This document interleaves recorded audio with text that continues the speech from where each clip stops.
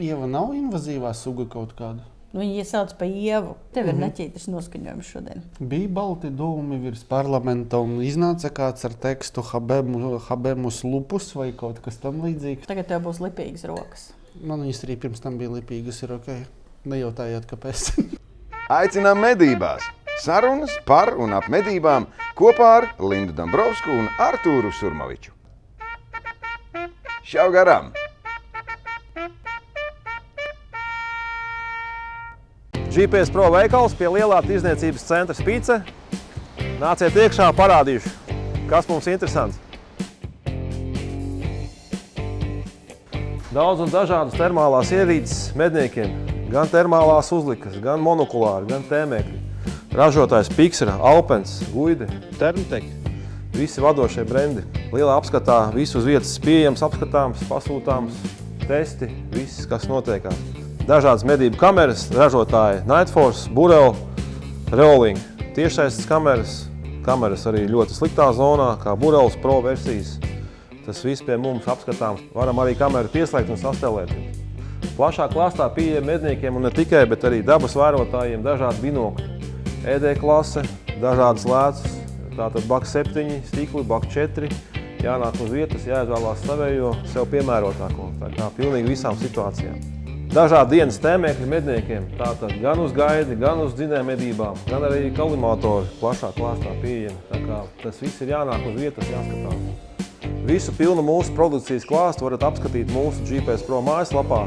Brauciet ciemos, lielais tirdzniecības centrs Spīce, tepat esam blakā. GPS Pro veikals, visi laipni aicināt. Kāds tev noskaņojums ir? Nevaru saprast tāds. It kā pavasaris, it kā ziema. Tās ievas beidzot, jāsāk taisīt talkas un tās visas ievas ir jāgriež nost. Ieva nav invazīvā suga kaut kāda? Viņi iesauc pa Ievu. Viņi pa Ievu sauc. Tas neobligāti, ka, zin kā, jautājums, ko tad koku nosauca cilvēku vārdā vai cilvēkus dažus augstus sirdī nosauca par Ievām? Nezinu. Man nav tāds viedoklis, bet... Bet jā, tāds, zin kā tāds mazliet, kā jau latviešiem, mazliet smeldzīgs, mazliet cerīgs. Fatālistisks. Mazliet fatālistisks, drīz sāksies kapusvētku sezona, Jāņi, un pēc tā jau vasara beidzas, tā kā. Īsāk sakot, 283. epizode, mēs esam GPS Pro veiklā Rīgā Janmoka ielā 26. Viņi ir iekārtojuši mums jaunu stūrīti. Uz šito pusi viss ir baigi smuki, uz to pusi ir... Mēs varam varbūt nobildēt. Nofilmē labāk, mēs ieliksim uz otru pusi, kā Indulis sēž. Jā, Induli pamāja ar roku. Bet ir kādreiz arī labas ziņas. Ja? Jā, sāc tu jau, zin kā, ievadīji to. Mums ir tik nopietni šodien, ka mēs esam sagatavojušies.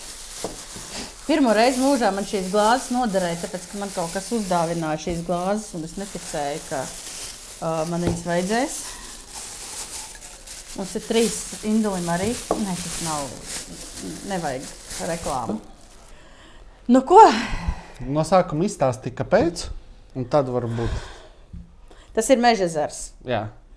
Zelta. Nav labākā versija, bet ir ok. Tā. Viss sākās ar vienu nelaimīgu poniju vārdā Necerās. Dolly. Pieņemsim, vai man gribās viņu saukt pa Klementīnu. Nē, viss sākās daudz iepriekš. Viss sākās jau pirms daudziem gadiem par šo tēmu. Bija runāts uz augšu, uz leju, pa labi, pa kreisi.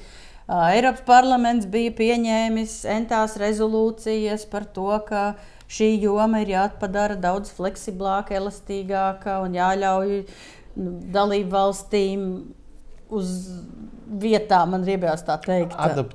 Adaptīvi izmantot biotopu direktīvas prasības. Bet nekas tur nevirzījās. Eiropas komisija kā stingru nostāju pieņēma, un jebkura valsts, kas mēģināja darīt to, izņemot mūsu pusē vai tās valstis, kur tas dzīvnieks ir 5. pielikumā, uzreiz paņēma un aizrāva uz tiesu. Zviedrija bija tiesā, Somija bija tiesā, Bija pat tiesu gadījumi, kad prasīja paskaidrojumu un tāpat zaudēja. Un tad gadījās ponijas. Vilks nokoda. Un vilks nokoda poniju. Un nevis šādu tādu vienkāršu poniju. Ja manu zirgu kāds vilks būtu apēdis, pofīgi. Visiem būtu pie vienas vietas. Izņemot tevi. Tāpēc, ka mans zirgs. Bet tas bija ponijs, kurš piederēja esošās Eiropas komisijas vadītājai Vandenlejenas kundzei. Prezidenta viņa, man liekas, ir oficiāli. Jā, man liekas, ka jā. Un tad viņa pēkšņi saprata, ir problēma. Kaut kā to pelēču varbūt vajadzētu pastrādāt ar viņiem. Nē, no sākuma viss sākās ar to, ka bija Eiropas komisijai tika uzdots izvērtēt to, kā strādā šitā te biotopu direktīva. Tev ir neķītas noskaņojums šodien. Tika tas izvērtēts, tad pagāja 1 gads, tad izvērtēja un saprata, ka tā populācijai laikam tomēr baigi labi klājās. Tad izgudroja veidu, kā to darīt. Tad visām dalību valstīm vajadzēja piekrist, nevis mums vajadzēja aizsūtīt ziņojums un piekrist tam, ka par to balsos Bērnas konvencijas ietvaros. Tad notika pagājušā gada novembrī vai oktobrī, vai ne? Noslēgumā. Kaut kad gada beigās. Balsojums Bērnas konvencijas vispirms nobalsoja Eiropas komisijas, tā kā Eiropas Savienības dalību valstu ietvaros, ka šis jautājums ies uz Bērnas konvenciju. Pēc tam decembra sākumā nobalsoja Bērnas konvencija par to, ka tiks mainīts, ka varētu tikt mainīts vilka aizsardzības status no stingra aizsargājums uz aizsargājums. Un tad FACE ar dalību valstīm strādāja diezgan daudz un intensīvi. Aizgāja tas viss projekts grozījumiem pielikumā no 4. uz 5. pārnesot vilku biotopu direktīva aizgāja tas uz Eiropas parlamentu, un Eiropas parlaments vakar 8. Vakar vispār visādas lietas notika. 8. maijā nobalsoja par to, pieņēma vai piekrita tam, ka tiek mainīts aizsardzības status. Protams, viss TikToks ir pilns ar visādiem zaļiem psihopātiem, kas ir vīlušies un ka pirmo reizi mūžā un tagad visus vilkus izšaus un vispār viss būs slikti. Nebūs slikti, īsāk sakot. Tas nozīmē to, ka bija balti dūmi virs parlamenta un iznāca kāds ar tekstu habemus lupus vai kaut kas tam līdzīgs. Nezinu, kāja nebija pa rokai, tādēļ nevarēja to izdarīt. Bet jā, ir vēsturisks balsojums. Beidzot, pa ilgiem gadiem ir pirmo reizi tāds balsojums, kas ir par labu mednieku, ne tikai mednieku interesēm, tas jau par labu arī lauksaimnieku interesēm, sabiedrības drošības interesēm, bet es cik atceros, šis ir pirmais gadījums, kad nevis kaut ko aizliedz un padara stingrāku, bet otrā virzienā tā kā mīkstina kaut kādas prasības. Un par to mēs šodien arī korķējam vaļā pudeli. Jā, bet mēs laikam, jebkurā gadījumā mēs laikam atvērsim šo brīnišķīgo dzērienu, bet man no vienas puses viņu gribētos pietaupīt. Bet mēs varam vienmēr vēl vienu. Nē, tas nebūs tās viņu pietaupīt. Jo tas tāds svarīgs notikums Eiropas mērogā, bet godīgi sakot, Latvijai no tā nesilts neaugsts. Es pat pastrīdēšos par to. Pagaidi mazliet, šobrīd nesilts neaugsts. Bet kas man, ko es sadzirdu visā šajā stāstā, jo mums jau vilks tāpat jau ir tajā pielikumā. Jā, bet es pēc tam paskaidrošu, kāpēc tas tomēr ir svarīgi. Ko es sadzirdu visā šajā stāstā, ka ne tik svarīgi ir pats vilks, bet pats svarīgs ir precedents, ka viens dzīvnieks var ceļot no viena pielikuma uz otru pielikumu. Un kur mums tas ir svarīgi? Mums tas ir svarīgi lūšu gadījumā. Un nākotnē arī lāču gadījumā. Līdz ar to varbūt viņu varētu pataupīt un atvērt tā kā lūsis pārceļos. Bet tikmēr novecos, man liekas. Bet derīguma termiņš ir 2026. gada Nepaspēs. 9. februāris, tāpēc laikam ir mazliet nav ko. Es pastrīdēšos, kamēr tu tur knibini vaļā. Es pastrīdēšos par to, ka Latvijai nav silts, ne augsts. Patiesībā ir ļoti silts. Vai ļoti augsts, kā jūs to gribat, visvienalga. Un es pateikšu, kāpēc. Tāpēc, ka mainās politiskā gaisotne un retorika.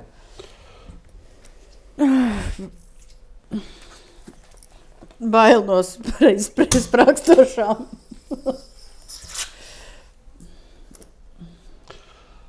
Tagad tev būs lipīgas rokas. Man viņas arī pirms tam bija lipīgas, ir ok. Nejautājāt, kāpēc.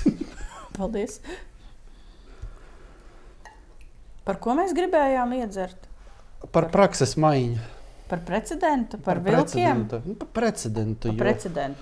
Jo tas ir jau svarīgi ne jau tāpēc, ka tur vilks aizceļoja, bet tāpēc, ka, kā saka, palabo mani, ja kļūdos, bet vai nebija tā, ka tā adaptīvā apsaimniekošana jau bija no paša sākuma tur, tikai, diemžēl, praksē no tās adaptivitātes nebija, atvainojos, nesūda. Tu iespēri pa pareizo pūzni, bet to pēc tam, pēc tehniskās pauzes. Viņam vēderā kuņģi iešaucīs. Pēc svara, how much does it weigh? Būs vislabāk piemēroti lietainiem apstākļiem. Mainīsies kaut kas jūsu stājā, kas arī ietekmēs krāpījumu rezultativitāti. Šīs komandas ir jāiemāc sākumā pildīt ļoti labi ar vārdiem. Piemēram, jūs sakat šurp. Es atkal esmu te. Ja tu esi ielicis pamatus, tad tu vari faktiski paņemt jebkuru ieroci, jebkurai disciplīnai un, kā saka, pieslīpējot nianses, var darboties. Bet tā kā šeit ir alumīnijas, tad es taisu vaļā viņu visu kopju tīru. Pievelku pirkstu, piespiežam klāt. Bet tā kā mums medniekiem? Mēs esam zaudētāji. Mēs esam zaudētāji, tieši tā. Tā kā mēs esam uz šo brīdi, tad mēs katrs varam nomedīt vienu briežu būli sezonu. Tad, kad tu mēģini nofilmēt kaut ko, tu paņem un izbeidzās stiks, un viņš tagad, kad tiek lādēts, viņš rāda pat šitā.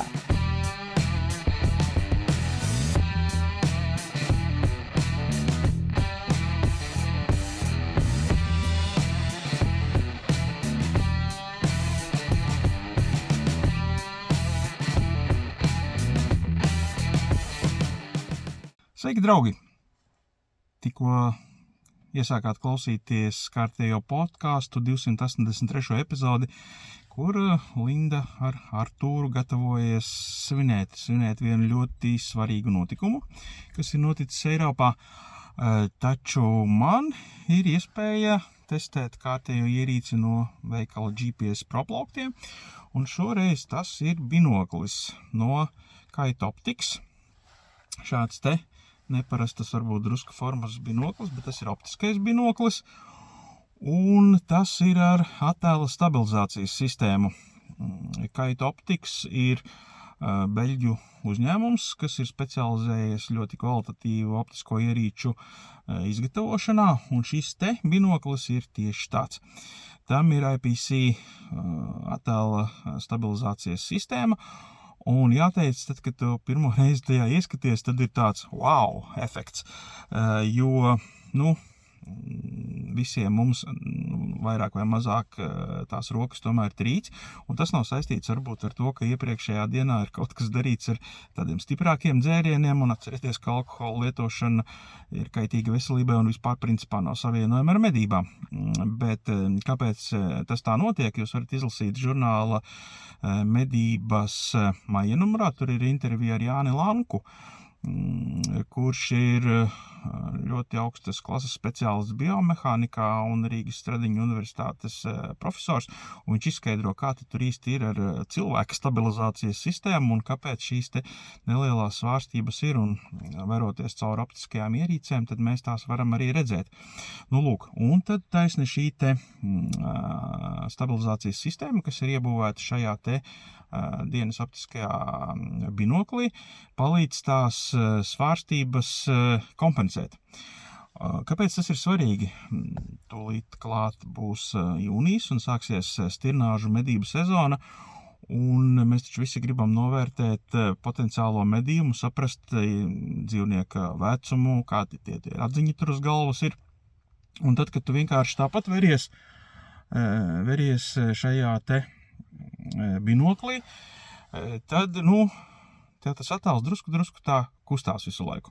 Un tad, kad ieslēdz šo te stabilizācijas sistēmu, par to liecina šitā te zaļā lampiņa, kas tur iedegās, tad ir tas wow efekts, jo attēls principā nekustās. Tikai šādi te, protams, tad viss notiek, bet tās sīkās vibrācijas, kas traucē saskatīt šo te vērojamo objektu tā kārtīgi un tā, lai patiešām viss ir forši, tad, šī te stabilizācijas sistēma piedāvā fantastisku attēlu. Jā, pirmo reizi, kad ieslēdzu, paskatījos, bija tā, wow, tā arī var būt.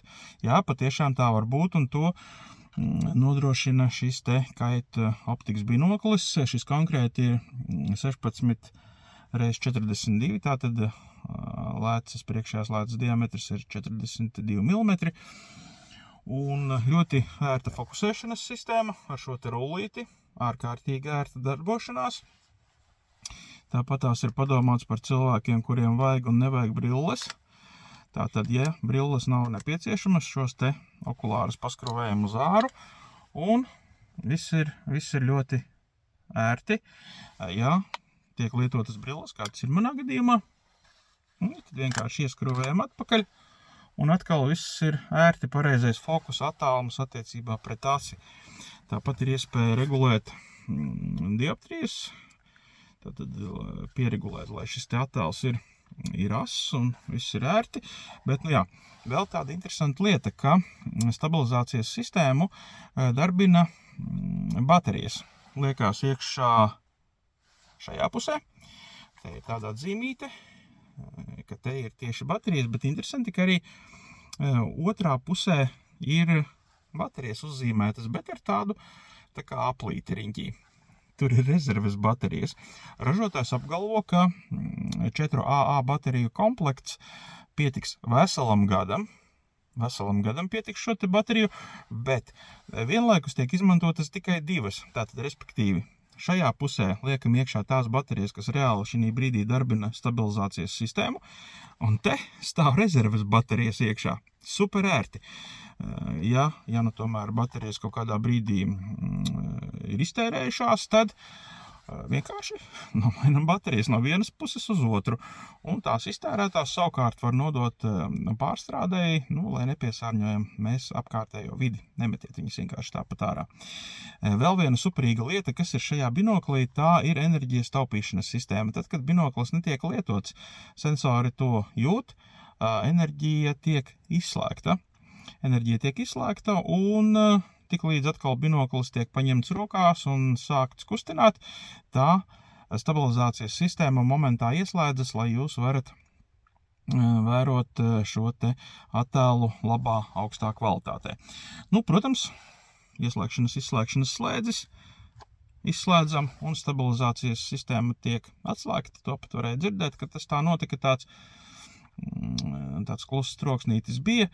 Un tad jau kā parasts binoklis, cik jūs stabili spējat ar rokām noturēt, tik tas viss ir. Protams, ar stabilizācijas sistēmu tas ir daudz ērtāk. Binoklis nav tā teikt lēts, viņš maksā vairāk nekā 1100 eiro, taču atceramies, ka ļoti kvalitatīvas optiskās ierīces nekad nebūs lētas. Lūk.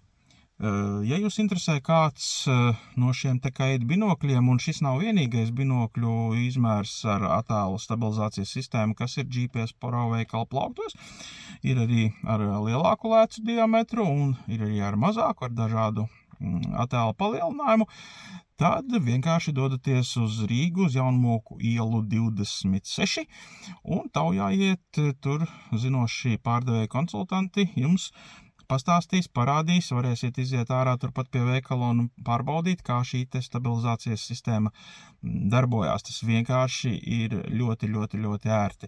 Tas, ko es teiktu, ka šim binoklim vēl vajadzētu, ja vēl lāzera tālbērsta būtu iekšā, tad laime pilnībā, protams, tad viņš maksātu vēl dārgāk. Bet, ar šo te attēlu stabilizācijas sistēmu jau ir ļoti superīgi. Un, tas ir fantastisks rīks, ar ko pavisam drīz jūnijā doties stirnāžu medībās. Protams, arī putnus var vērot ērti un, kā saka, attēls nekritīsies, netricināsies un viss ir ļoti, ļoti labi. Bet jūs turpināt skatīties podkāsta šā garām 283. epizodi, kur Linda ar Artūru cepsies, vārīsies un pat nedaudz strīdēsies. Šā garām jaktei būt. Tagad sākam visu vēlreiz no sākuma. Pagaid, kur mēs palikām? Pie adaptīvās. Tev, Artūra, ir pilnīgi taisnība. Jā, es to bieži dzirdu.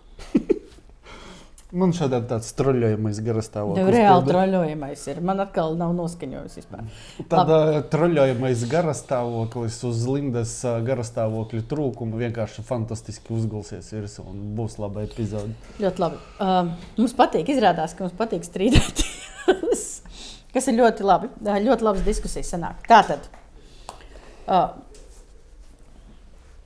kopš kaut kāda 2004. gada vai 6. gada, varbūt 6. 7. gada, bija spēkā biotopu direktīvas apsaimniekošanas vadlīnijas attiecībā tieši uz plēsēju apsaimniekošanu un tiem dzīvniekiem, kas ir 4. pielikumā. Jo 4. pielikums arī līdz šim paredzēja medību iespējas. Tas nozīmē to, ka šobrīd Igaunija uz tā pamata postiem vietās medīja tos 10% no lāčiem. Mums tas bija lūši. Un tad, protams, mums bija Eiropas komisija, kas bija stipri antimednieciska. Nu, ne visa Eiropas komisija, bet tās vides ģenerāla direktoriāts. Un viņi ar savu tiesvedību un visu aktivitātēm, tajā skaitā izņemot Latvijas labo piemēru lūšu apsaimniekošanā no tām vadlīnijām, viņi to direktīvas, to 4. Pielikuma izņēmumus padarīja par tādu tā kā drausmīgu purvu un tādu briesmīgu politisku bedri, kur iekrīt un tevi tur šitā. Jo tad, kad valstis gāja, tā pati Somija iet vai Zviedrija iet pie Eiropas komisijas, saka, mums ir problēmas ar vilkiem, viņi saka, izmantojiet 4. pielikuma izņēmumu. Tad, kad viņi mēģina ieviest 4. pielikuma izņēmumu, viņus aizvelk uz tiesu. Nu, proti, tas, ko viņi izdarīja, viņi to normu no kaut kādas strādājošas pārvērta par absolūti deklaratīvu un praksē nelietojumu. Tieši tā. Un tad, kad nokoda Zeponiju, tad man bija sajūta, ka visi tie soļi, ko Eiropas komisija darīja, vadoties pēc lejenas noteiktā, ka kaut kas jāmaina, bija ar mērķi, lai neizdotos mainīt statusu. Nu, tā kā visi tas viens balsojums, otrs balsojums, trešais balsojums, tā visa ietveros nenormālākais lobijs no antimednieku organizācijām. Tur uz pirmo balsojumu kaut kādas 300 organizācijas bija aizsūtījuši iebildumus un petīcijas rakstīja. Un neviens neticēja, ka būs šāds iznākums. Ielej man vēl. Nu, tādēļ arī šī uzvara ir tik būtiska, un es domāju, ka precedents nozīmēs to, ka uz šī pamata mēs kādā mirklī, paldies, varētu sākt diskutēt par, tā kā tu teici, par lūšiem un lāčiem. Nu, kaut kad, es domāju, varbūt jau šogad būtu jāsāk. Ņemot vērā, cik tie rati, kā saka, ir grūti iestumjami, tad jo ātrāk sāks, jo labāk būs.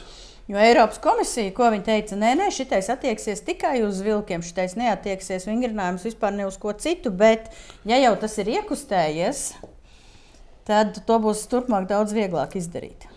Kaut gan tas, kas viņiem būtu vienkārši, viņiem nevajadzēja šos visus balsojumus, Bērnības konvencijas, visu šito te herņu darīt, ja vien viņi būtu darījuši to, ko darīja 15 gadus Latvijā, kā mums bija sistēma. Lai ja nepalika vēl kāds ponijs? Mēram, 4. pielikuma dzīvnieks bija mums medījamo dzīvnieku sarakstā, un pēc stingriem noteikumiem un kritērijiem viņi varēja medīt. Un to visu izņēma ārā, pateica pie vēlna, gribēju teikt rupi vārdu, pie vēlna, kāds ir populācijas status, un vai pieaug vai nepieaug, viss vienalga, nedrīkst būt medījamo dzīvnieku sarakstā, viss punkts. Viņiem tikai vajadzēja, ja paņemt uztaisīt kaut kādu jaunas vadlīnijas vai paņemt, samainīt tās vecās atpakaļ uz tām, kādas bija pirms 20. vai 22. gada, kad viņi to izņēma ārā. Uztaisa visu šito teātri, lai paši beigās sev iešautu kājā. Jo neizdevās. Es zinu, kā tas mans komentārs. Jā, it kā svarīgs notikums tāds, tas, ko sauc tāds, milestone. Bet no otras puses viņš ir tik loģisks, tik sagaidāms, ka tu pat nezini, ko par to vairs pateikt. Ak, Dievs, beidzot. Nezinu, tas ir pēkšņi pieņēma vai sāka pēc sevis podu noskalot. Ak, Dievs, vai tas tāpat nebija skaidrs vai nebija darāms? Tieši tā, bet mēs pierādījām to, kas bija jāpierāda. Un attiecībā uz Latviju es viennozīmīgi varu teikt, ka šobrīd beigsies tā retorika, kas visu laiku izskanēja sociālos medijos no dažādiem kociņu kungiem visādos parku fondos un visādām dāmām no visādām interesantām ainaviskām organizācijām, ka tas taču ir stingri aizsargājama suga. Nē, vairāk nav stingri aizsargājama. Ko nesaprot cilvēki, būs joprojām aizsargājama. Tas nenozīmē, ka tagad varēs iet un visus vilkus bez sezonas medīt, piemēram, Latvijā.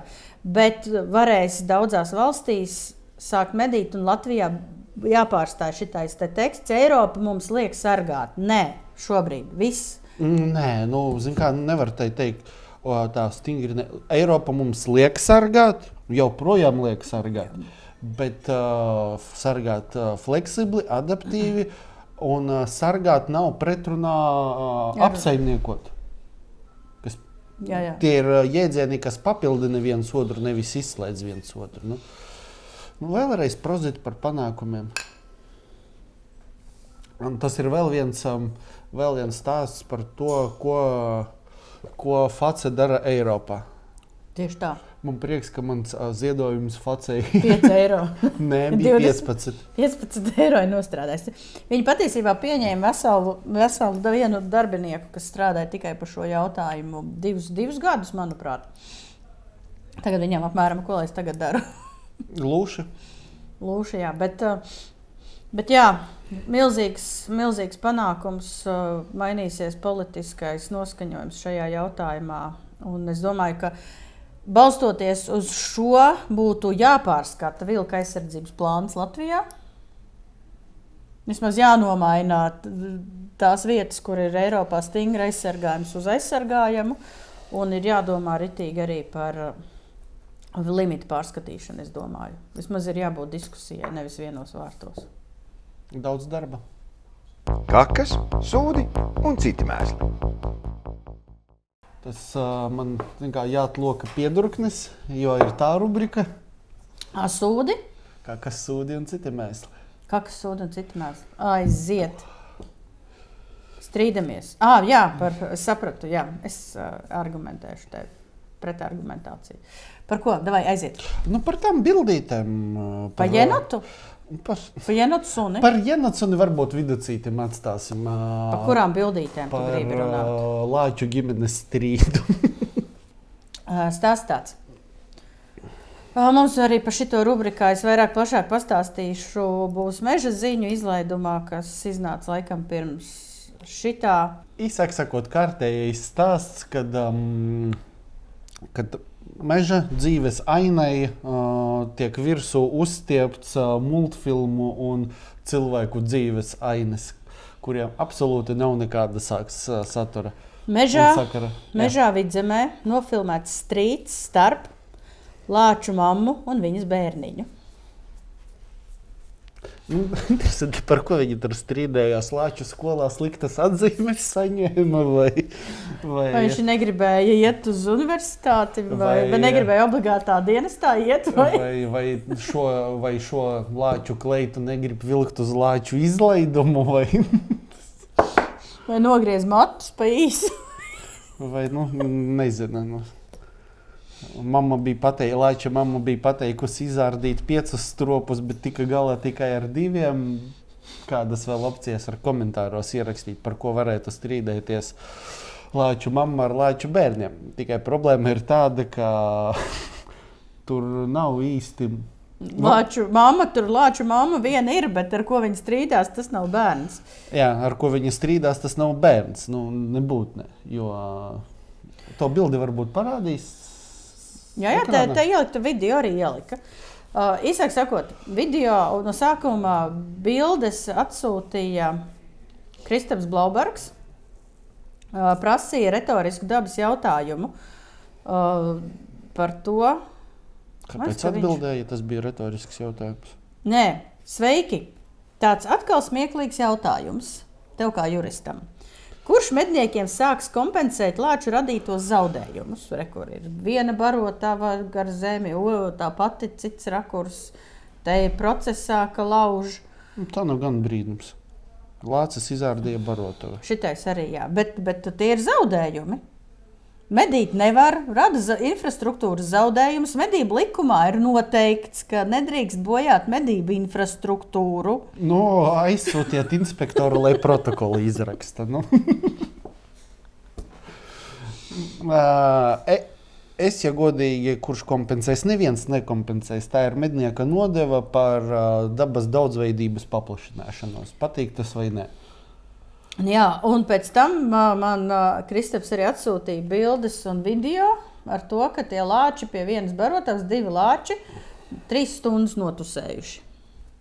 Viņiem bija lāču darīšanas? Viņiem bija reāls lāču darīšanas, un tad viņi tur, man liekas, te bija tas strīds starp lāču mammu un lāču tēviņu. Lāču bērniņu. Kurš bērniņš? Bet man šķiet, ka tas mazais lācis, kurš nosauc par lāču bērniņu, īsti neizskatās pēc lāču bērniņu. Nē. Vismaz šī gada lāču bērnu noteikti. Es šitos video aizsūtīju Igauņiem, Igaunijas mednieku savienības vadītājiem, viņš ir direktors, Tonijam Kortam ar jautājumu 2 tur video. Kas tā pa ģimeni?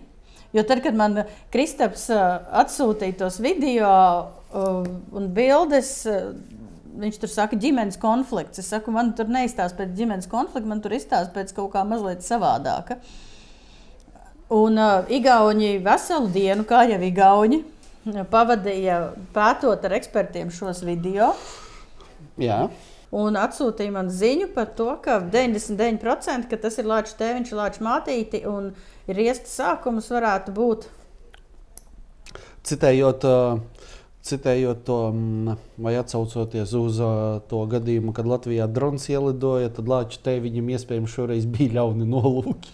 Mazliet ļauni, bet kā viņš paskaidroja, tad kaut kā riesta sezonas sākumā, kad viņi satiekās, tad, protams, mātīte uzreiz nav gatava šitā te atdoties.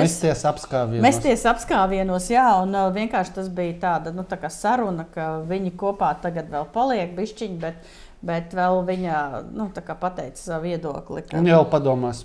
Vēl padomās, jā, bet reāli, jā, lāču tēviņi ir krietni lielāki par mātītēm. Mums bija, arī te ir video, kur Latvijā ir uzņemts tas process, brīdinājums. Saka īstajos vārtos lāču pornogrāfiju.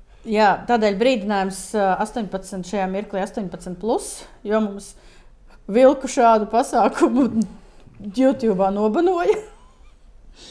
Šitie viņi nesaprot, vajag vienkārši tur stumi viens lācis uz priekšu, otru lāci. Bet... Un šeit, bērni, mēs redzam palīdzību dabā. Viens lācītis noguro, un otrs ir tik draudzīgs, ka palīdz viņu aizstumt līdz mājām. Jā, bet var redzēt, ka tas viens lācītis ir stipri mazāks par to otru lācīti. Tam otram lācītim ir baigi forši. Vienam lācītim taču tur bija baigi procesā izstījās, pēc sejas var redzēt.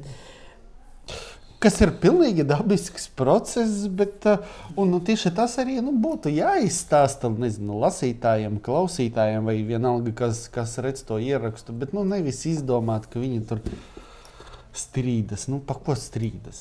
Uzrakstiet pat tematu, par ko strīdas, labprāt palasītu. Tas ir 1, 2, beidzam laikam vienreiz ņirkt par to, ka Igauni ir lēni.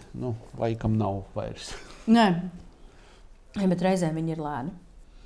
Bet nav par to stāsts. Bet jā, un pēc noteikti tēviņa atšķirt no mātītes nav tik viegli lāčiem, bet tēviņam tā galva ir daudz platāka, daudz lielāka, viņš pats augumā daudz lielāks. Tā kā es teicu, lai Kristaps tagad vaktē uzmanīgi un ceram sagaidīt vēl Citus video, kā dzīvnieku pasaulē mēs redzam savstarpējo palīdzību. Jā. Varbūt viņi bobslējiem trenējās tie vilki vai kas. Tad viņi vannā sēdētu. Romantiski diezgan. Varbūt mežā kaut kur vanna jānoliek. Nu ko? Lādē iekšā! Es te uzdošu vēl vienu jautājumu. Jā. Ko bija viens komentārs ierakstīts TikTokā. Kaspars raksta. Kāpēc vienādi neizšauj briežu mātītes kā tēviņus? Trofejas dēļ izšauj tēviņus. Kāpēc vienādi neizšauj? Jāpaskatās, kas mums ir pēc limita, ko piešķir. Un kāds ir nomedītais tas skaits. Jo man gribētos teikt, ka tur kaut kur būs līdzīgi šie skaitļi. Arī atkarībā no tā, kas tev ir vajadzīgs. Tev vajag saglabāt populāciju, samazināt vai palielināt.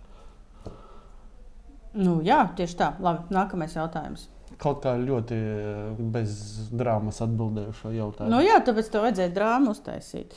Labi, mums bija TikTokā bija video, kur Armands Krause, zemkopības ministrs, diezgan tā apņēmīgi bija gatavs pieprasīt, lai mēs Latvijā sāktu kontrolēt lāču skaitu sabiedrības drošības nolūkos tajā skaitā, tāpēc, ka viņš bija dzirdējis par to gadījumu, ka uzbruka lācis kājā, iekoda Latvijas valsts meža darbiniekam, bet viņam gada bišķiņa sajuka. Un tad, kad mēs bijām ar Indulī zemkopības ministrijā intervējām podkāstam Armandu Krauzi, tad viņš bija nenormāli pārsteigts par to, ka es pateicu, ka Latvijā ir 120 lāči tajā mirklī. 120, 130. Cik viņš bija domājis? 60. Kas, man liekas, nav īsti kļūdaina, bet iespējams novecojusi informācija. Tas bija 2 gadu atpakaļ. Jo 1 gadu bija tiešām, man liekas, tas jā, bet tas bija 3 gadu atpakaļ. Un tagad šogad jau patās nāca klajā pirms 2-3 nedēļām monitoringa rezultāti, ka ir 150, bet man fascinē tas, ka tagad ir pirmais lācis fiksēts Kurzemē. Kaut gan mums Kurzemē lācis jau bija fiksēts pirms 3-4 gadiem. Te ir video pie Bārtas barotavā lācis, nezinu, 22, 23 Mēs vienreiz jau ar tevi par šo runājām kādā no iepriekšējām epizodēm, ka mēs Kurzemē fiksējām lāci, redzējām, nofilmējām. Bet viņš rādījās tikai? Nē, viņš pat varbūt tev nerādījās, bet zinātniekiem ir tas lāča fiksēšanai droši vien ir citi kritēriji. Tas ir, līdzīgi ar trihinelozi. Jo visi saka, trihinelozes nav tur meža cūkas paraugā. Kas patiesībā nav pareiza atbilde. Pareiza atbilde ir, ka trihineloze ar šo metodi nav konstatēta. Vai nav konkrētajā paraugā? Vai nav konkrētajā paraugā nav konstatēta. Līdz ar to tas,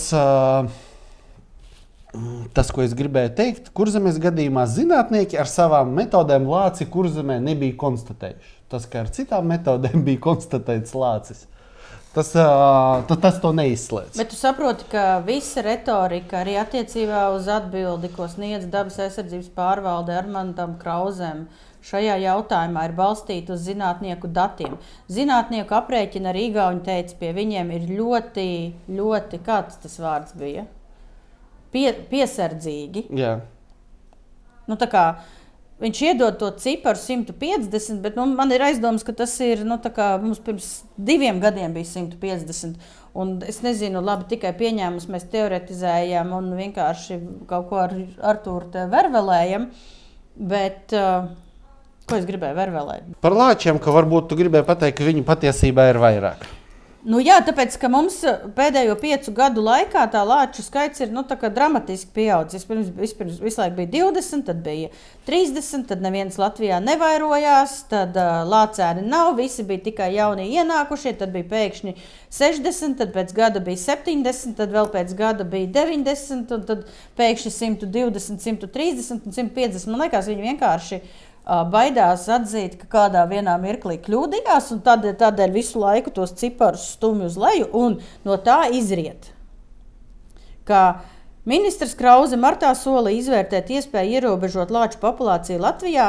Intervijā Latvijas radio viņš atzīmēja, ka pirms 20-30 gadiem Latvijā bija tikai daži lāči, bet šobrīd meža nozares speciālisti norāda, ka valsts teritorijā dzīvo aptuveni 120, bet arī tad viņam bija vēl vecā informācija. Tādēļ jādomā par šī īpaši aizsargājumās sugas dzīvnieku limitēšanu.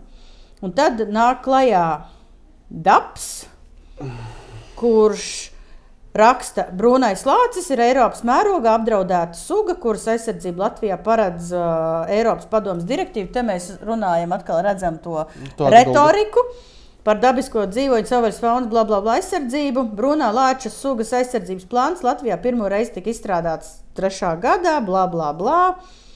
Un tad ir pat labi Latvijā vērojama stabila brūnā lāča populācijas atjaunošanos, sasniedzot 120 īpaņus. Igaunijā mīt vairāk nekā 1000 lāču savu. Un uzreiz ikdienā lācis nav agresīvs, lielākoties izvairās. Cilvēkam bīstams lācis var kļūt, ja ir pārāk iztraucēts no ziemas guļas, tas ir ievainots, kā arī lāču mātīte ar mazuļiem. Jā. Tas tāds īsais rezumē, ko tu gribēji ar to visu pateikt? To es gribēju pateikt, ka šobrīd izmanto to 120, kaut gan tagad jau ir 150, kā argumentācija tā, ka mums ir tikai 150, bet Igaunijā daudzus gadus viņi strīdējās ar zinātniekiem par to, ka zinātnieki teica 600, mednieki teica pār pa 1000. Nu tad pagājušajā gadā vai aizpagājušajā gadā beidzot zinātnieki arī atzina, jā, ir pār pa 1000. Tā kā viss ir relatīvi. Tā nu gan... Viss ir dzīvē relatīvi, un citas mūsu podkāstu atklāsmes pa dzīvi. Pērn Latvijā par lāču nodarītiem zaudējumiem 2 biškopiem kopā izmaksāja 4313 eiro kompensāciju. Zinām, vai tā populācija pieaug? Jā, noteikti pieaug. Vai mēs esam sasnieguši, atkal, es neesmu zinātnieks, savas iekšējās sajūtas stāstu. Vai mēs esam sasnieguši kaut kādu līmeni, kad lācis sāk konfliktēt ar visiem pārējiem? Man gribētos teikt, mēs esam tālu no tā. Tas ir mans viedoklis, ka mēs esam gana patālu no tā. Cik jautājums, cik ir tālu? Gads, 2, 3, cik tev ir tālu? Es domāju, gadi 5 vismaz. Atkal, ja mūsu novērtējums ir 120, 150 lāči un Igauni tīri teorētiski mazākā teritorijā sadzīvo ar 1000 pāri lāčiem. Kāpēc viņi sadzīvo? Tas ir galvenais jautājums. Jā, bet līdz tam ir jānonāk. Un gadījumā vai nebija Igaunijā arī tā, ka ne visā teritorijā tās lāču medības bija atļautas, un vai tik nebija tā, ka Latvijas pierobežā tur bija kaut kāda josla, kur... Jā, tas ir lāču aizsardzības plānā, bija rakstīts iekšā, ka Igaunijas pierobežā būtu ierobežojums Latvijas pusē dzinējmedības teorētiski, tāpēc, ka lai viņi tur staigā.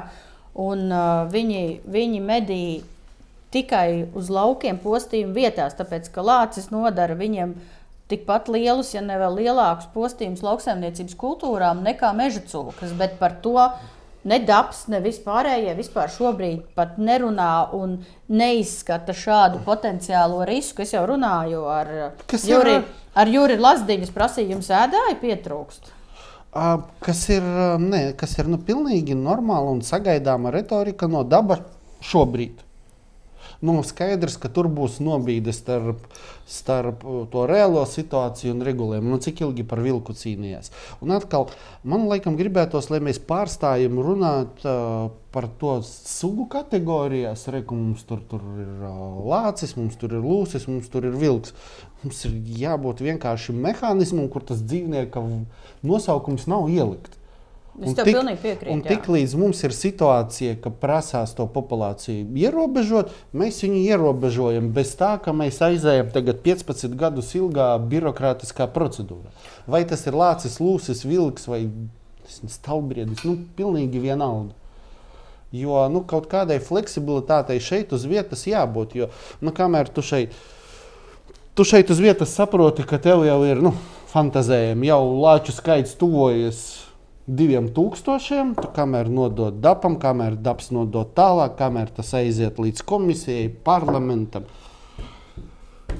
Un tad sāk nākt atpakaļ tas viss. Nu, tev ir pagājuši cik gadi? 5. Labi, jā. Labi, jā. Viss tāpat stāsts. Kāpēc pagāja 5 gadi? Kad sāka pa vilku runāt? Pa vilku, kā pa tēmu, cik es esmu bijusi facē, tik par to tēmu ir runāts. Cik tu esi facē? Kopš 2004. gada. Nu, reko 20 gadi. Tas nozīmē, ka no brīža, kad mēs sāksim runāt, līdz brīdim, kamēr tas atnāks atpakaļ. Bet tu piekrīti tam, ka jo ātrāk sāk runāt, jo... Jā, es jau nesaku, ka nav jārunā. Es vienkārši gribu te varbūt piebrabzēt fantāzijas vai cerības, ka tu tur nākamgad... Nē, man vispār nav tādu cerību. Nu, ne tu, bet Armandam ir cerība. Bet, jā, viss ir tevi taisnība, bet cik mums ir bijis ilgas sarunas par roņu jautājumu, gadiem sanāksmes, vēstuļu sūtīšanu, šurpu, turpu, kaut kādas tur, es nezinu, sadomazohisms līdz brīdim, labi, runājam, tagad izsniegsim dažas atļaujas. Pa zosu jautājumu bija tieši tas pats, kamēr nesasniedza zosu pavasara postījumi 1000, kaut kādu miljonu, tas apmērs, vai 500,000 vai miljons vienu gadu bija nenormālākais lielums. Tikmēr visu laiku atkal bīdīja papīrus pa labi, pa kreisi, uz augšu, uz leju. Nu, un tagad atļāva tos 1000 pavasarī konkrētās vietās ar vaiprātīgo birokrātiju, tā kā letāli atbaidīšana. Un kas notika? Zosis mazāk palika. Visus izmīrā. Tas viss ir. Nav tikai par dzīvniekiem. Mēs varam patīt atmiņā entos tematus. Atļausim klusinātājs. Ak, mans Dievs, kas nu tagad sāksies, būs pa labi, pa kreisi, nošauti, ievainoti dzīvnieki, malu medības, meži būs tīri. Atļāva, kas notika? Nekas. Dzirde netika bojāt medniekiem. Un mazāk uz nerviem krīt apkārtējiem. Jā, tieši tā.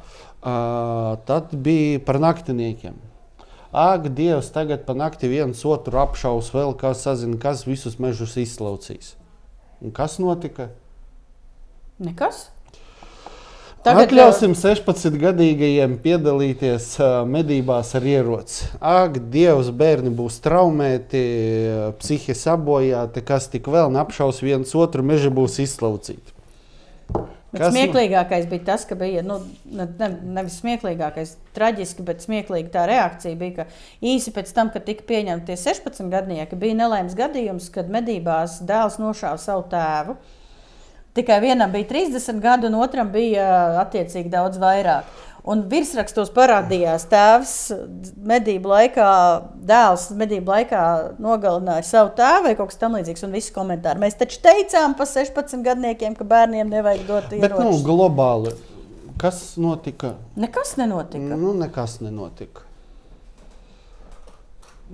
Tā ir tāda, vispārēja atziņa, ka varbūt tas pat globālā tādā mērogā, ka valstī varbūt jāsāk mazliet vairāk uzticēties saviem pilsoņiem. Jā. Ka varbūt mēs neesam idioti gluži. Es tev pat bišķiņ pārfrazēšu nevis tikai pilsoņiem, bet konkrētām pilsoņu grupām, kas pārzina savu tēmu. Ja mednieks ir profesionāls... Pilsoņiem es biju domājis vārda visplašākajā jēdzienā. Nu ko, pārlādējam.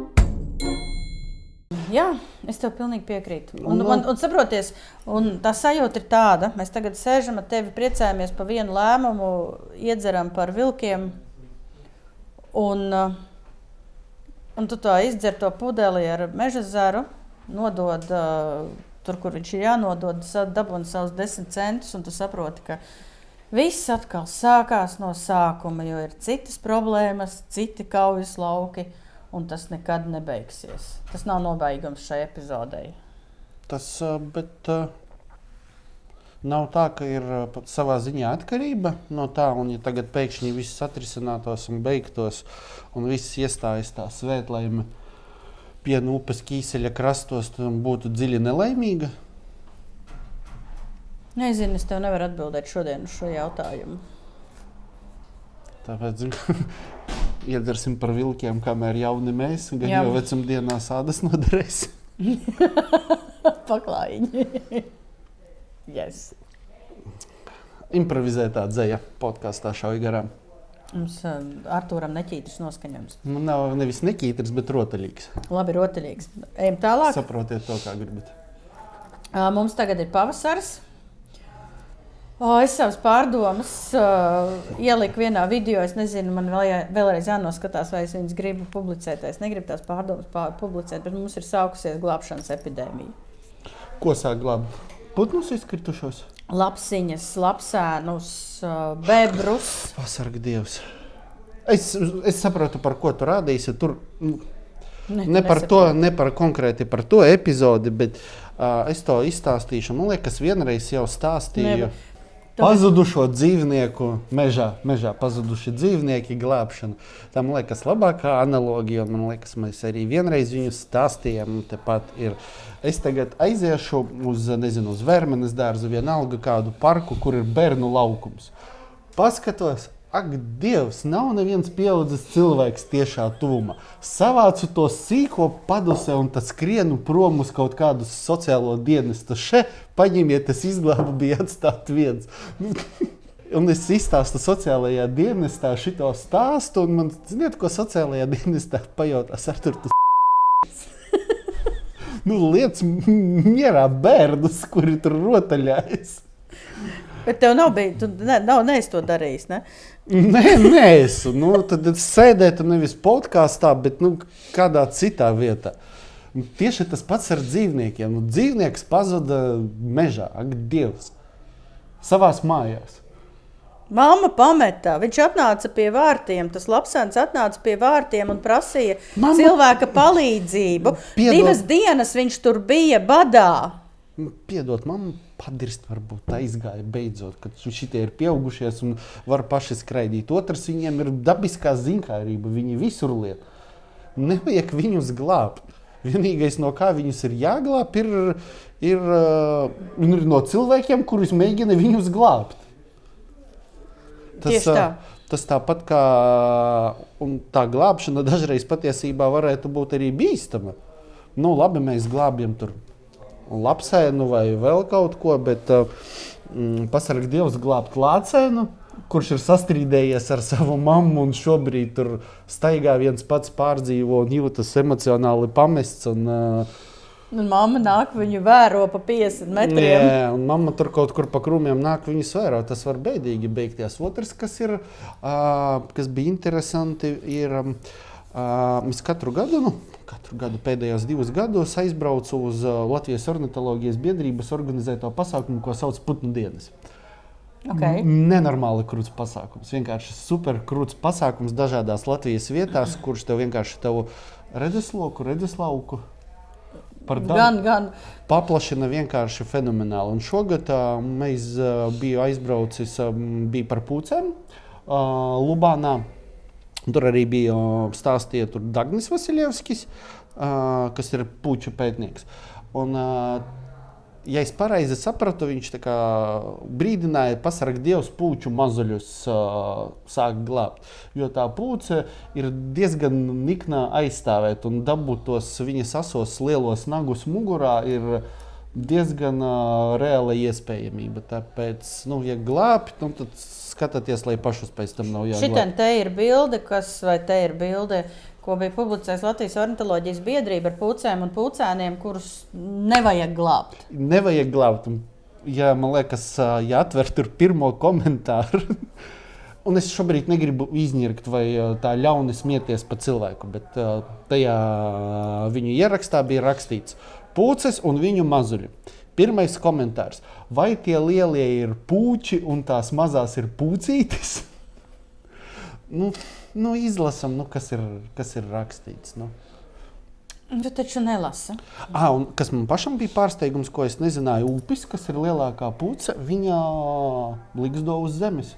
To es arī nezināju, bet es zinu, ka viņa kaut kāda 80-75 cm augsta ar ļoti plašu spārnu platumu. Mums ir meža ziņās bija, neatceros, kurējais ir video, kur sēž 2 stārķīši un pēkšņi kaut kas tumsā nozib un nav viena stārķīša. Un otrs, kur čoms palika, no līgzdas aiznesa stārķīti.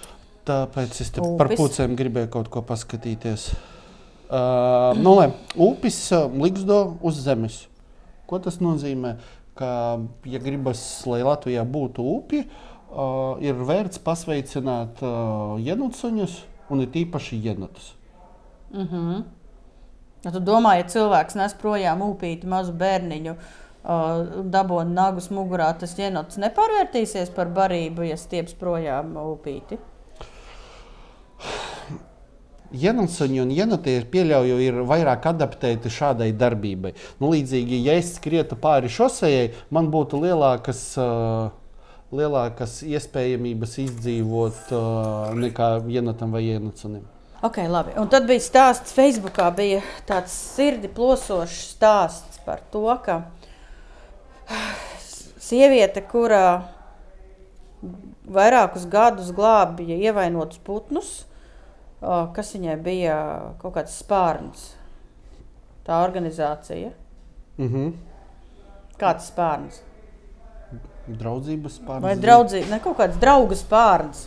Vai kaut kas viņa glābi organizācija, kas glābi putnus, un viņa vienu dienu Jelgavā gājusi, un tur kaut kāds maz grāvītis, un ieraudzījusi bebru, kurš acīm redzot nevisai labi juties, sazvanījusi pašvaldību, vai pašvaldības policija, kas bija viņai vienkārši brutāli, atbildējis, labi, mēs noziņosim medniekam, mednieks vai bija medību inspektoram noziņots, un medību inspektors bija pateicis, labi, aizbrauksim to bebru nobeigs.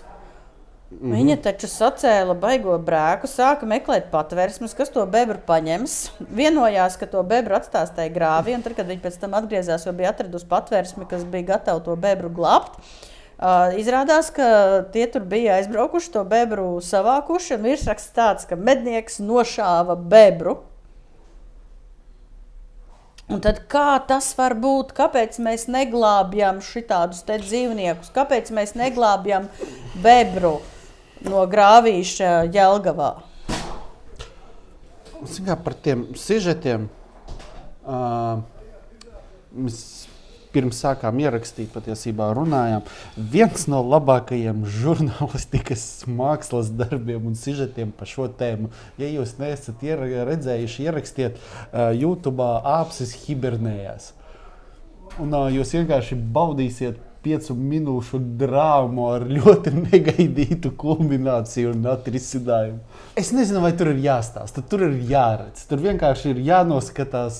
Es vienkārši, ja es izstāstīšu, nebūs tā kaifa skatoties to sižetu. Viņš ir vienkārši fantastisks. Varbūt apakšā varēja to...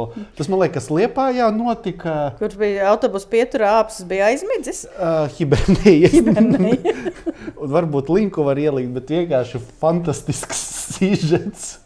Ar ekspertiem, ar dienestu iesaisti, ar teritorijas norobežošanu, apkārtējo cilvēku intervijām un ļoti negaidītu atrisinājumu. Noskatieties. Jā, tas bija labs stāsts. Nu ko? Lādē iekšā.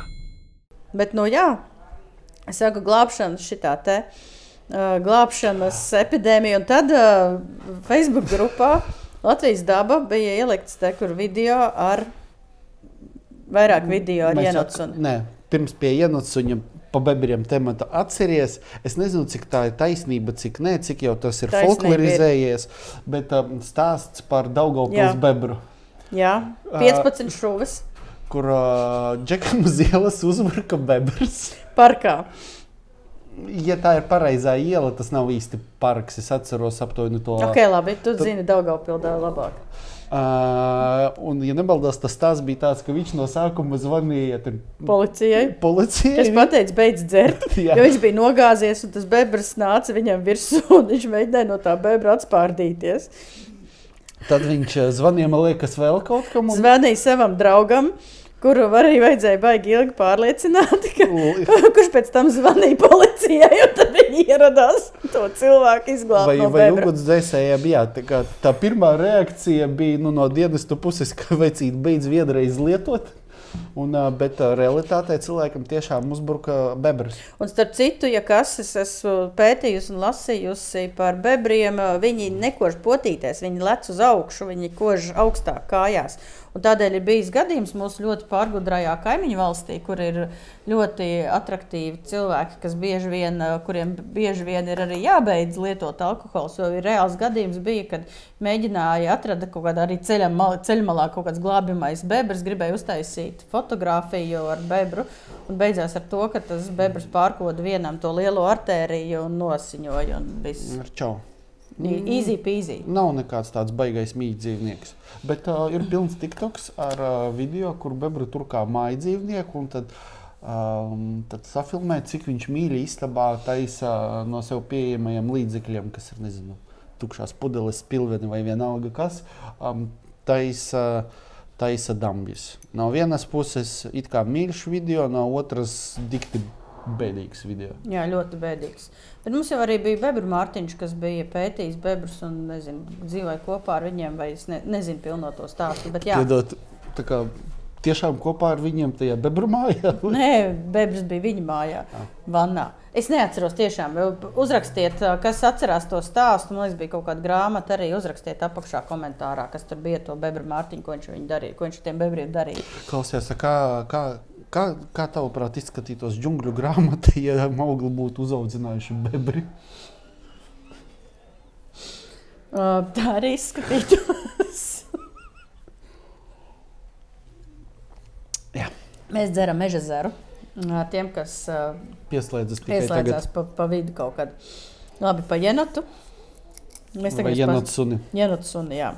Nu labi, Latvijas dabas grupā. Latvijas daba ir grupa, kur ielikt vairāk video ar jenotu suni grāvītī, kurš acīm redzot jūtās nepārāk labi. Viņš tāds sarāvies kūkumiņš mugurā, iespējams ceļa malā dabūjies ar mašīnas riteni vai kaut kas tam līdzīgs. Un cilvēks uzrakstīs, kas tas ir? Jā, un tagad sāksim kašāties. Vai sākam kašāties? Un tad žurnāls Medības, no žurnāla Medības profila tikai ierakstīts komentārs. Un, es ierakstīju.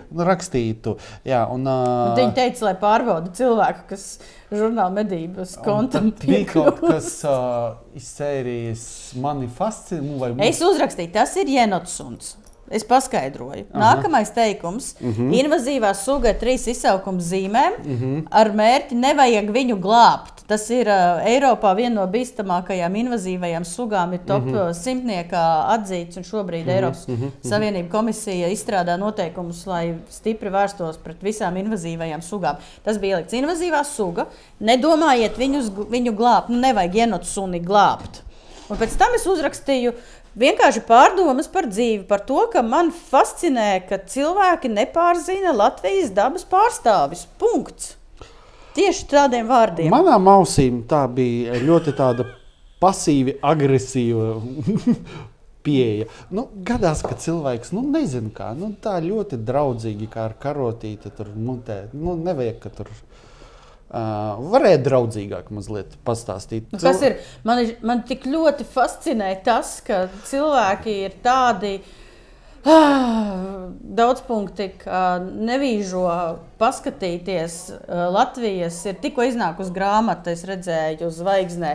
Latvijas dzīvnieki vai kaut kādas enciklopēdijas pastīties ir, es sēdēju kafejnīcā, ir grāmata par Latvijas dzīvniekiem. Vismaz apskatīties, un lai atšķirtu, mums nav 135 sugas kā Āfrikā.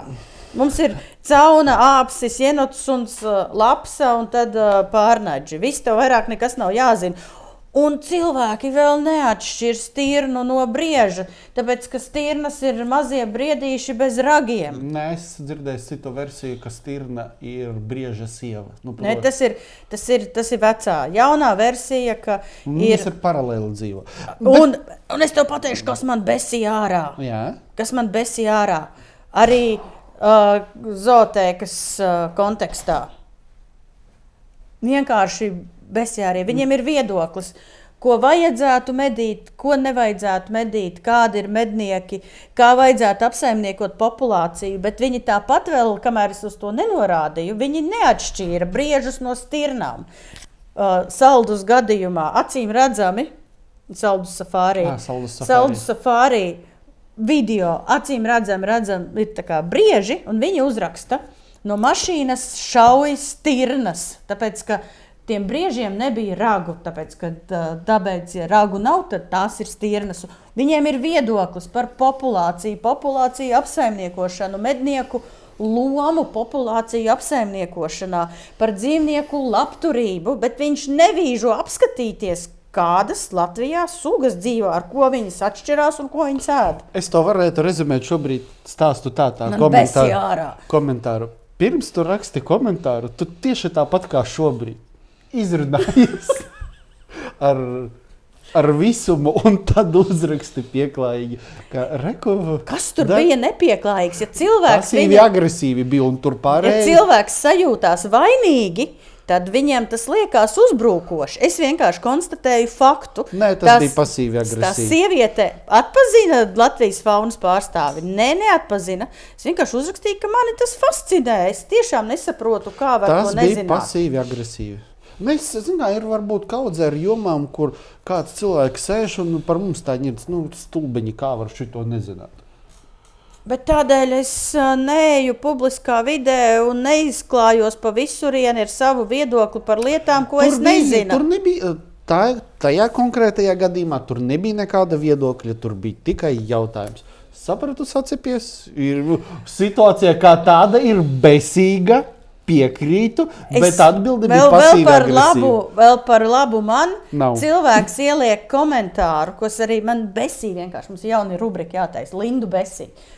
Man besī ārā tas, ka uzraksta komentāru vai ievadu vai apakšā. Nevis, piemēram, labdien, cik maksā šis produkts, bet uzliek vienkārši cik vai cena. Šeit arī nepieliek stāstu, nepieliek kontekstu, vienkārši ne labdien, ne uz redzēšanos. Kas tas ir? Agresīvi, ne? Nu jā, tur bija pasīvi agresīvi, tādēļ es arī atbildēju tā, kā es atbildēju.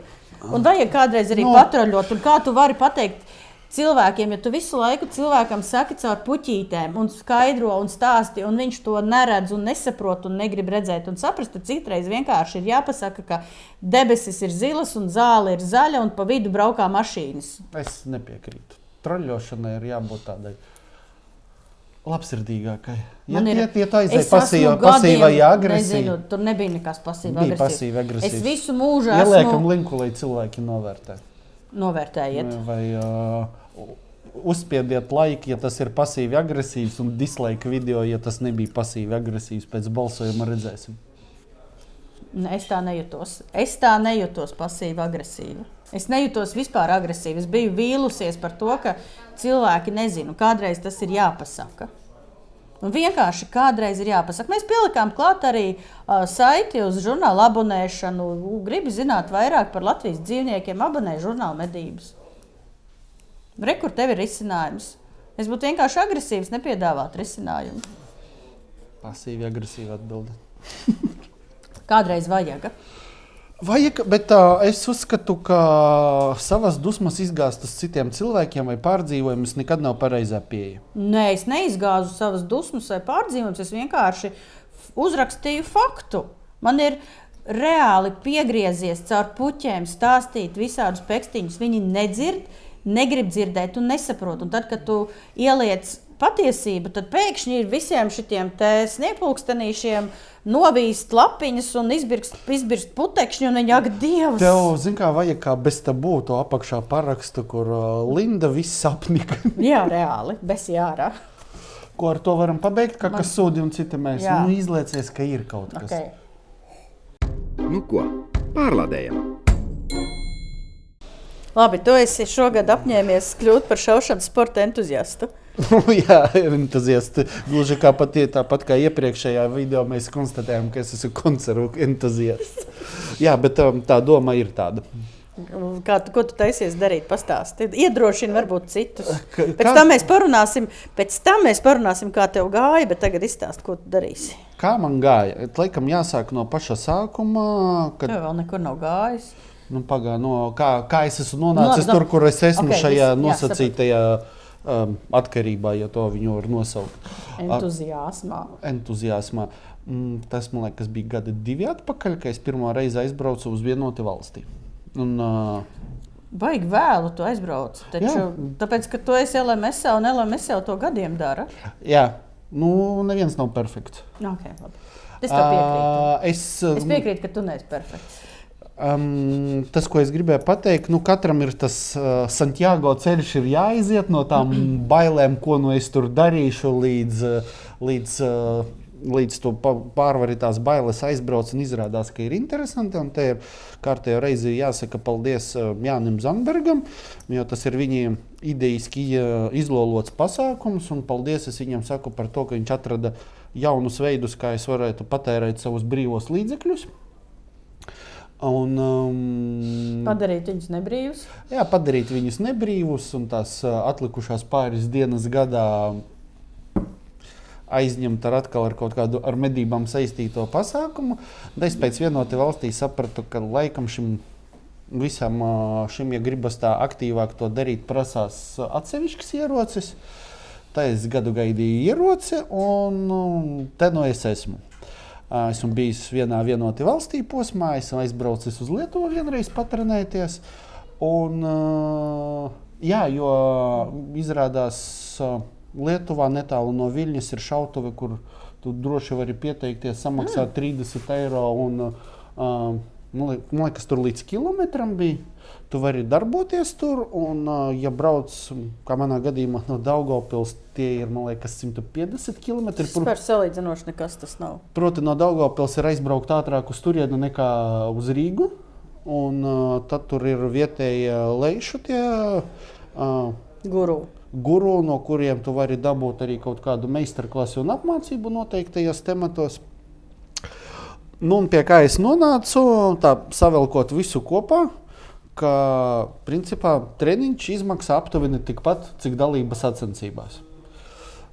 Bet treniņā tu nevari dabūt to vienu lietu, kas ir sacensībās, kas ir tas adrenalīns. Tas ir stresiņš, tas spiediens un viss pārējais. Tā es izdomāju, piekristam teicienam, kas ir labākais treniņš ir sacensības, tad pieteicos ādaži 300, kā viņi tautā sauc, jeb Latvijas kausletiskajā šaušanā. Vingrinājums snaiperis. Tad nākamo piekdienu pirmo reizi debitēšu šajā pasākumā. Ideāli, tu arī uz piekdienu pieteicies. Jā, es pieteicos uz piekdienu. Es arī būšu piekdienu. Tā kā redzējis, kā protams, ka sūdīgi un nožēlojami. Nē, stop. Nē, Artūr, šajā mirklī absolūti stop. Tu nebrauc šaut, lai dabūtu rezultātu. Tu šobrīd par rezultātu vispār aizmirsti, tāpēc, ka tu brauc pēc pieredzes. Un es tev teikšu, kā cilvēks, kas daudzus gadus ir šāvis dažādās sacensībās. Tu tā kā esi sporta meistars, vai ne? Es biju pagājušajā gadā sasniedzis sporta meistara līmeni, bet es tev teikšu tā. Tev šajās sacensībās būs pirmās tāda mēroga sacensības, ja? Nedomā par rezultātu. Izbaudi procesu, tāpēc, ka tu nekad mūžā vairs tā nejutīsies. Es vienkārši gribēju pabeigt. Par rezultātu, es jau godīgi, un pēc kāda, tā manas iekšējās pārdomas, pēc kāda rezultāta es varu tur braukt. Ne pēc kāda. Es braucu pēc pieredzes un vienkārši saprast, kā tas strādā, un man vajag kaut kādu atskaites punktu, lai saprastu, kur tu esi un cik man ir sanācis parunāt ar cilvēkiem, kuri ir darījuši šo krietni vairāk nekā es, jūtami vairāk. Viņi saka, ādaži 300 ir tā vieta, kur ir jābrauc, kur ir jātrenējas un kur tu redzi visas savas kļūdas un visu pārējo. Kā saka, papīrs pateiks visu. Papīrs pateiks visu. Manā gadījumā piekdienu pateiks, Artur, tu esi lašāra. Nē, nekādā gadījumā. Ieņirdzu. Nē, tas ir, tu nevari, kā mēs iepriekš runājām, tev rezultāts ir atkarīgs no šaušanas treniņa intensitātes un no pieredzes. Tad tu redzēsi sākuma punktu, ar kuru sākt un uz kuru iet uz augšu. Jā, es pēc tā arī braucu. Savādāk, kamēr tu neaizbrauc, tu jau nevari zināt, kā tas būs. Man arī pa gadiem ir tas rezultāts. Man patīk pašironija. Es tev saprotu, jā, bet Es arī gribu to visu teikt un iedrošināt arī cilvēkus, kas varbūt par to domā, bet nekad nav saņēmušies un aizbraukuši uz turieni, jo tur ir daudzi viedokļi, tur nekas nemainās, un tur ir visi tie paši cilvēki, un tur ir kaut kas šitais, un vienkārši brauciet un izbaudiet procesu. Nē, es tev nepiekritīšu tiem teviem šobrīd komentāriem. Tu atstāsti komentārus no cilvēkiem, kuri ir tur braukuši entos gadus. Jā. Viņiem iespējams tur nekas nemainās. Bet tas bija negatīvā nozīmē. Vienalga kādā nozīmē, bet tiem, kuri tur nav bijuši nereizi, tas viss ir jauns. Tas viss ir jauns, un tur būs daudzus gadus, kas jauns. Un zini, kas vēl ir tāds interesants, tāds nosacīti merkantīlais moments, ja salīdzina uz pārējo sacensību fona Latvijā. Šīs dalības maksas ziņā ir laikam vienas no lētākajām. Cik tur ir? Tev ir jānopērk, man liekas, licence 15 eiro. Un tad pirmās sacensības tev ir 11 eiro dalības maksa, un katras nākamās, ja nemaldos, bija 9 vai 10. Vispār nekas tur nav. Bet tā pieredze vispār, es sāku laikam to disciplīnu šaut pirms 6-7 gadiem, 5, nezinu, pietiekam sen. Un man pilnīgi totāli mainījās arī tas, kā es šauju ar viņu stobru ieroci medībās. Pilnīgi mainījās viss. Nospiediens, tēmēšanas, sajūtas uz distancēm, ja citreiz vienkārši ir situācijas, ka tev ir tas jāraida šāviens, bet tu baidies tādā distancē šaut, tad šobrīd tev jau ir visa pēc tam tev ir tehnika un tev ir instrumenti, lai to izmantotu arī reālās medību situācijās, ja ir tāda situācija un apstākļi. Un vēl vecais labais socializēšanās, cik nu esmu pabijis visādos tādos, ja tā var teikt, šaušanas tusiņos, kas man patīk, tā ir super atvērta. Es nezinu, kā būs Ādaža 300, bet tajā pašā vienotā valstī. Tur nedrīkst daudz runāt, tur jāklusē. Bet tā ir tā atvērtā kultūra, kur neviens īsti neslēp tos savus. Un pēc tāda klusa smaida es jūtu, ka man būs interesanta pieredze. Bet principā tā kopumā, tā šāvēja, tā labā etikete ir tāda, ka viņi tur palīdz iesācējiem, padalās ar padomiem. Un tas pats tās, ko runājām arī pagājušā. Tā ir iespēja iepazīt jaunus cilvēkus, izveidot jaunus kontaktus, un kur tie kontakti tevi aizvedīs, tu nekad nevari zināt. Jā, jo atverās jaunas durvis un tikai atkarīgs no tā, vai tu tās durvis izmanto vai neizmanto.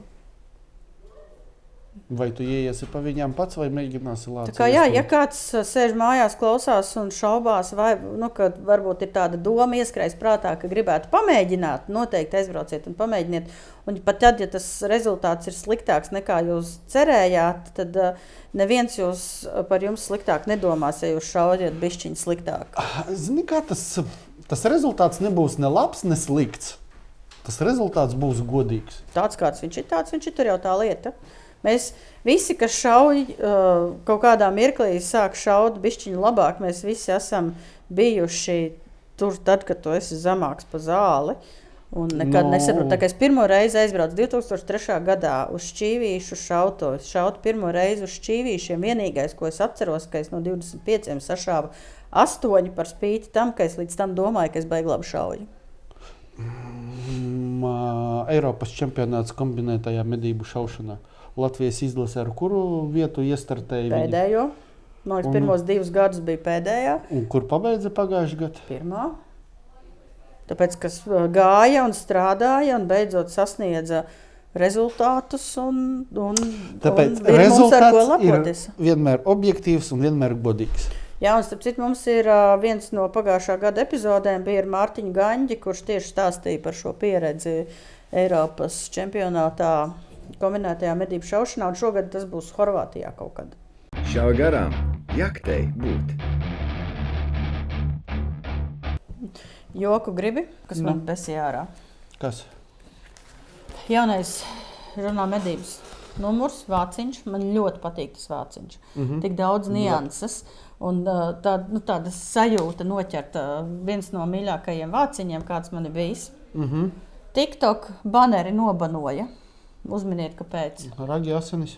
Jā, vardarbīga izturēšanās pret dzīvniekiem. Ir bijuši gadījumi, ka sociālos tīklos cilvēki uztraucās par stirnāžiem, kuriem ir šādi noplēsta āda no ragiem, tāpēc, ka jāiet palīgā glābt stirnāžu, jo viņiem ir nodarīts pāri, viņi cieši.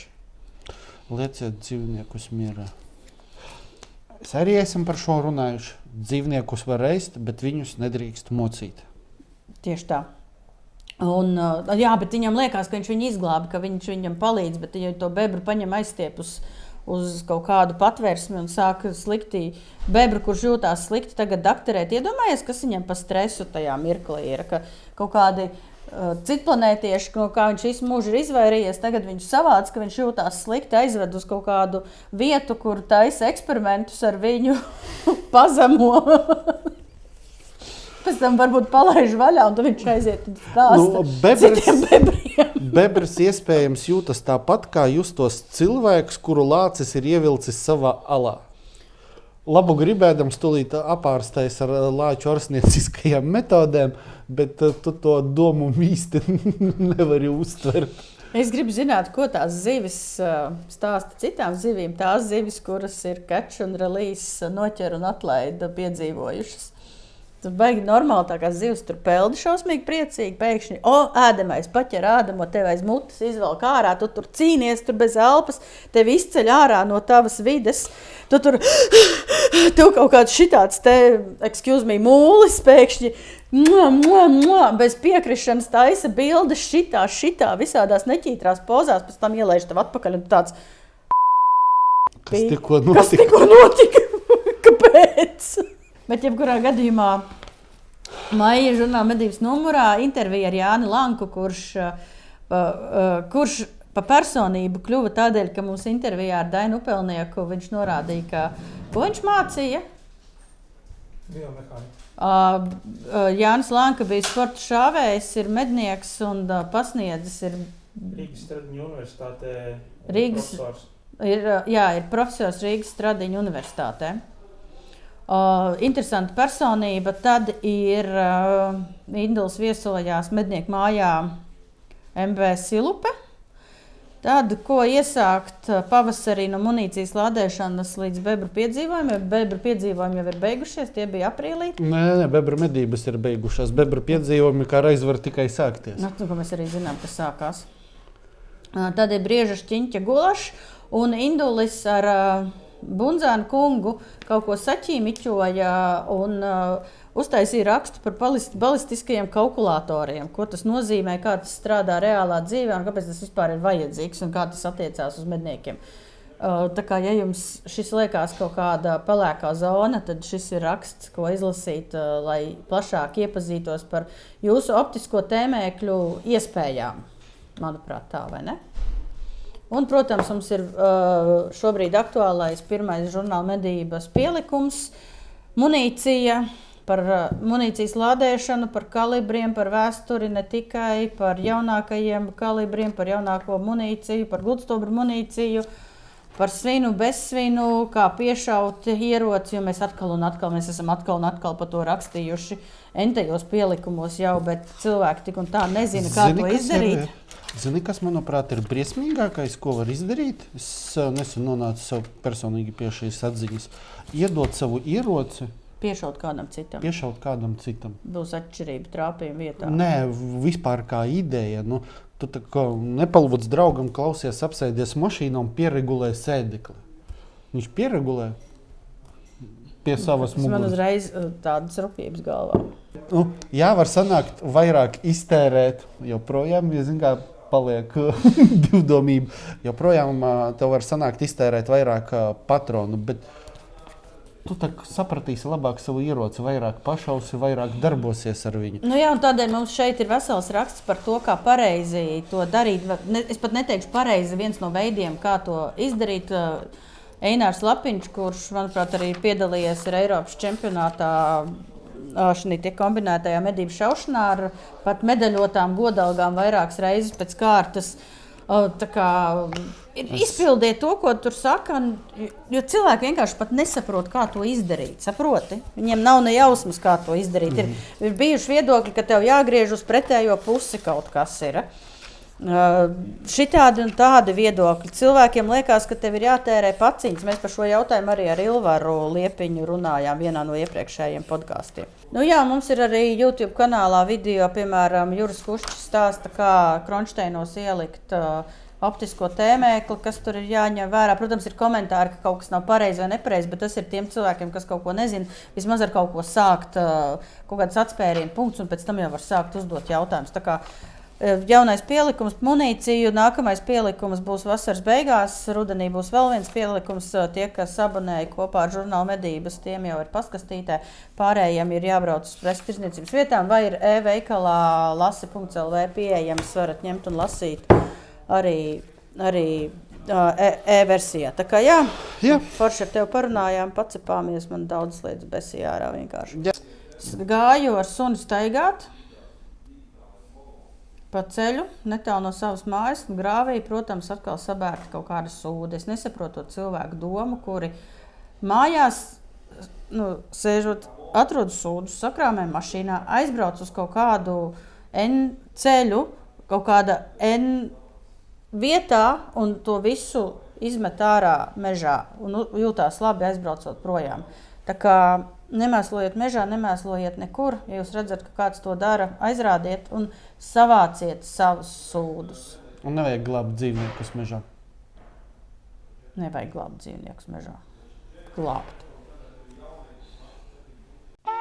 Ņemamies nost. Masts beidzies.